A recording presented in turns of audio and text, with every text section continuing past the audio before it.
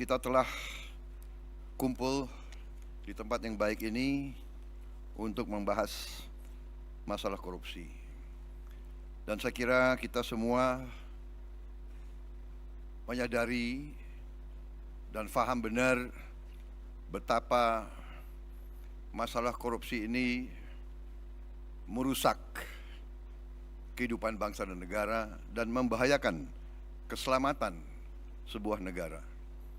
Negara-negara yang dikatakan gagal sebagian besar adalah karena tidak mampu mengendalikan mitigasi ataupun menghilangkan korupsi.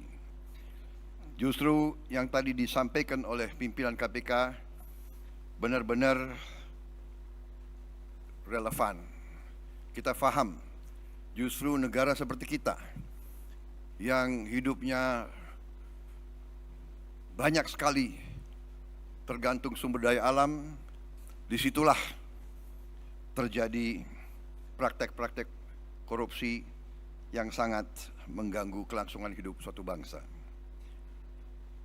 Semua upaya yang sudah disampaikan oleh KPK harus kita dukung.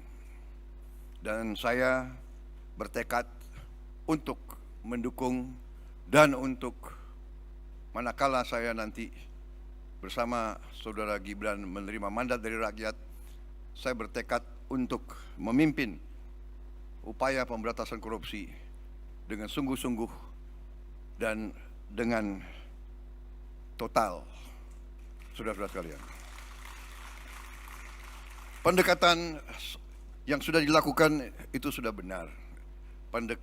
Pendekatan pendidikan, kemudian pencegahan dan penindakan. Itu sudah benar, harus kita tingkatkan. Tetapi saya memandangnya dari segi sistemik, dari segi realisme. Jadi menurut pandangan saya, kita harus dengan secara realistis mengatur kualitas hidup semua pengambil keputusan yang mengendalikan roda pemerintahan, terutama yang memegang anggaran besar. Kualitas hidupnya ini harus dijamin dan diperbaiki.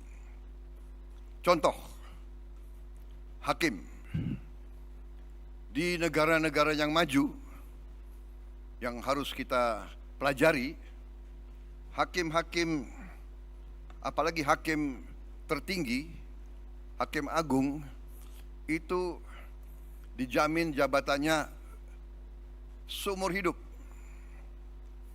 Dia hanya bisa berhenti apabila dia sakit, dia minta berhenti, atau dia meninggal. Itu di Amerika, itu di Inggris.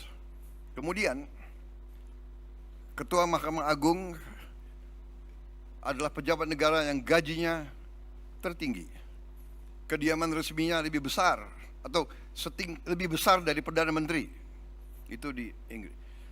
Hakim-hakim itu dijamin penghasilannya begitu besar sehingga bisa dikatakan dia tidak ada insentif untuk korupsi sama sekali. Ini yang saya anggap pendekatan sistemik dan pendekatan realistis.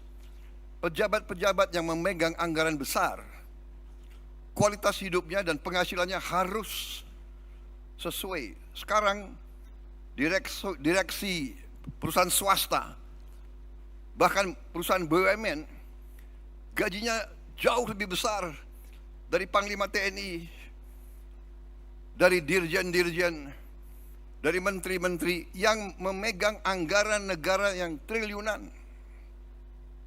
Ini saya kira harus kita mendekatinya secara realistis. Ini keyakinan saya. Jadi kita perbaiki kualitas hidup, kita tingkatkan gaji-gaji semua pejabat, semua penyelenggara negara. Kita mampu, saya sudah hitung dengan tim pakar saya, Indonesia negara kaya bukan negara miskin. Kita mampu, kita tingkatkan kualitas hidupnya, kita jamin kualitas hidupnya, dengan berbagai sistem. Dengan demikian kita tegakkan semua undang-undang yang perlu ditegakkan. Bila perlu pembuktian terbalik, tidak perlu kita tunggu delik pengaduan, tetapi seorang pejabat yang mau menjabat jabatan penting harus transparan, harus bisa dilihat. Karena itu saya sangat dukung LHKPN untuk ditegakkan dan diberi sanksi manakala LHKPN itu tidak jujur.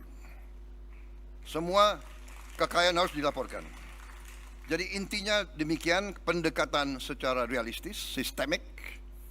Kita perbaiki kualitas hidup, kita jamin kualitas hidup sehingga tidak terjadi suatu hal yang tidak masuk akal. Sebagai contoh, pejabat yang mengendalikan anggaran kontrak-kontrak besar itu diperlakukan sama dengan pejabat yang tidak punya tanggung jawab sebesar itu. Ini saya melihat sehari-hari di lingkungan tanggung jawab saya. Di Kementerian Pertahanan ada pejabat yang mengendalikan triliunan dalam kontrak-kontrak, pangkatnya sama dengan pejabat yang kerjanya rutin. Ini saya ajukan sudah 2-3 tahun untuk jabatannya dinaikkan, mungkin tidak dari segi gaji, tapi dari segi penghormatan. Saya mau usulkan pejabat-pejabat di Kementerian Pertahanan yang mengendalikan anggaran begitu besar diberi bintang 3. Tapi sampai sekarang ya mungkin birokrasi dan sebagainya masih belum tembus. Itu pertama, jadi sistemik pendekatan. Yang kedua menurut saya adalah kehendak politik, political will. Tadi saya sependapat dengan Pak Anies tadi, harus dari atas. Political will, kehendak politik. Kehendak politik untuk menegakkan pemberantasan korupsi. Dan Ingarso Sungtulodo memberi contoh. Pengalaman saya di tentara, kalau pemimpin memberi contoh yang jelek, anak buahnya lebih jelek lagi. Jadi kita selalu harus memimpin dengan contoh, memimpin dari depan, transparan, dan kita harus selalu menegakkan walaupun mungkin berat. Saya kira intinya itu, saya dukung semua upaya yang tadi disampaikan oleh KPK, semua upaya mitigasi, pencegahan, dan penindakan. Tetapi yang paling inti adalah pendekatan sistemik. Kita perbaiki sistemnya. Sesudah sistem diperbaiki dengan political will, kita tindak sekeras-kerasnya yang menyimpang dari ketentuan kita. Korupsi adalah yang bisa merusak Indonesia. Halo, selamat berjumpa dengan saya Anika, pembaca berita podcastnews.id. Saksikan terus konten-konten menarik dari kami. Jangan lupa subscribe, like, dan komen. Terima kasih.